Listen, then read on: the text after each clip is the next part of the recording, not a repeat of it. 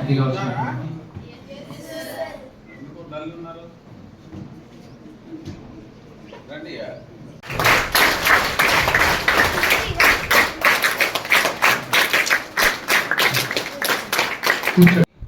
Important టైంని మీరు వినియోగించుకోండి, correct వేలో వినియోగించుకోండి.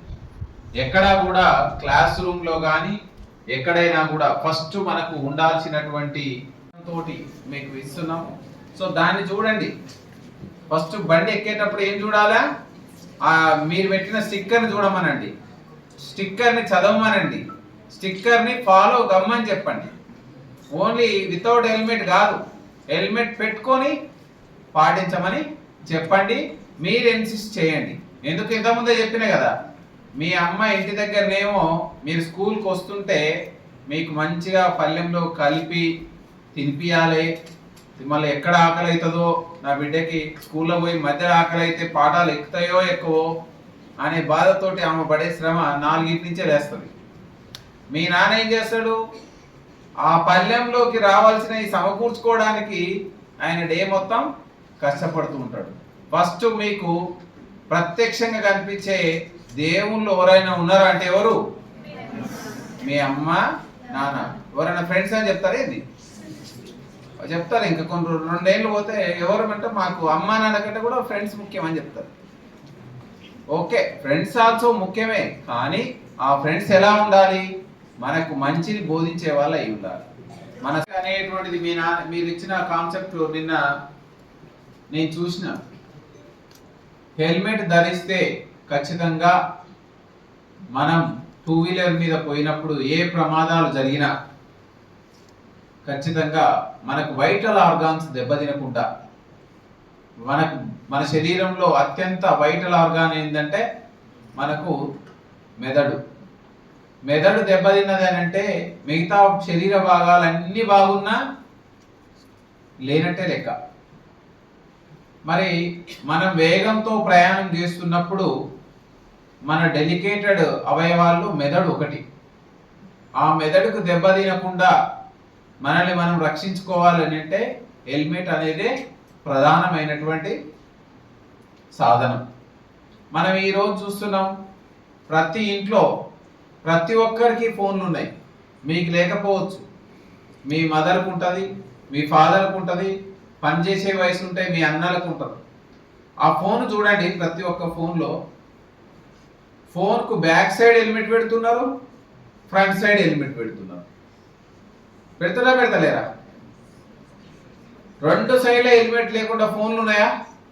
కానీ అంతకంటే విలువైనటువంటి మన యొక్క సేఫ్టీ కోసం హెల్మెట్ ధరించుకోవడానికి మాత్రం ఎవ్వరూ సాహసించడం లేదు. మరి ఫోన్ కంటే తక్కువనా మన మెదడు? అట్లనే మీరు మీ నాన్నతోటో మీ అమ్మతోటో స్కూటీ మీదనో బైక్ మీదనో స్కూల్కి వస్తూ ఉంటారు. వచ్చే క్రమంలో కావచ్చు, ఇంకా వేరే ప్రయాణం చేసే క్రమంలో మీరు కూడా హెల్మెట్ కొనుక్కోవాలి.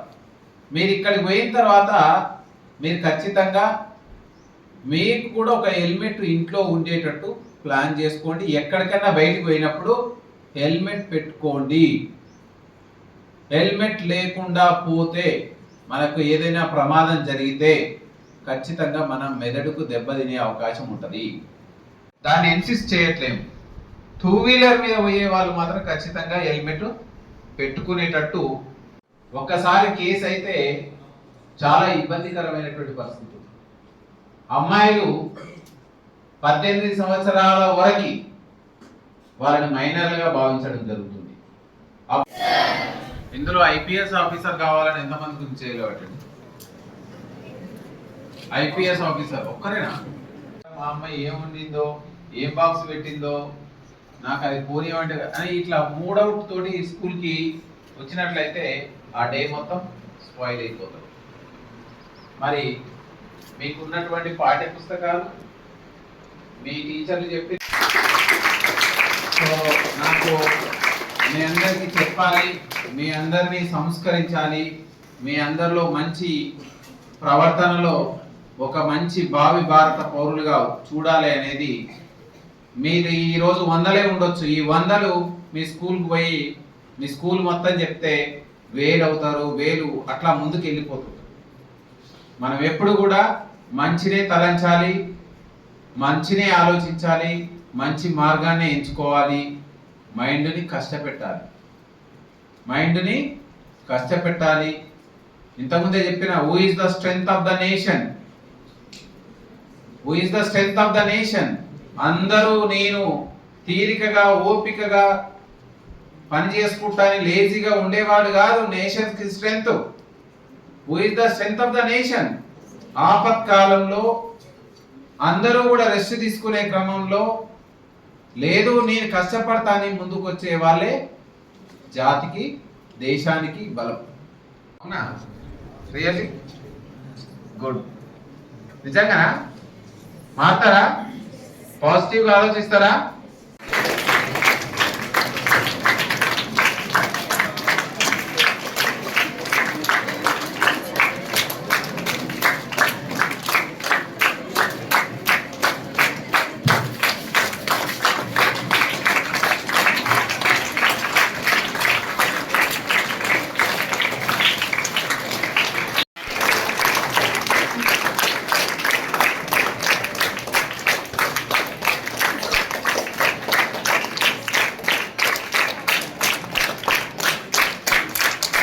కొంచెం డౌన్ చేయండి.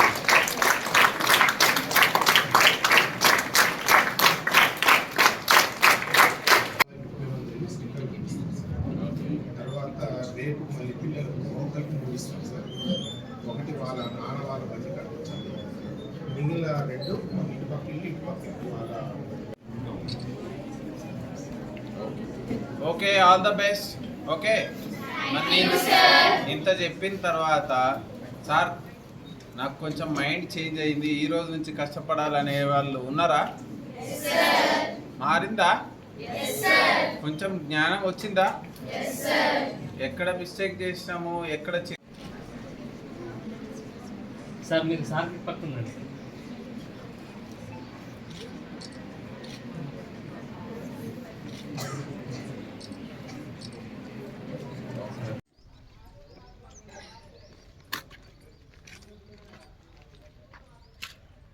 Helmet. Reach safely. Wear helmet. Reach safely. Move on.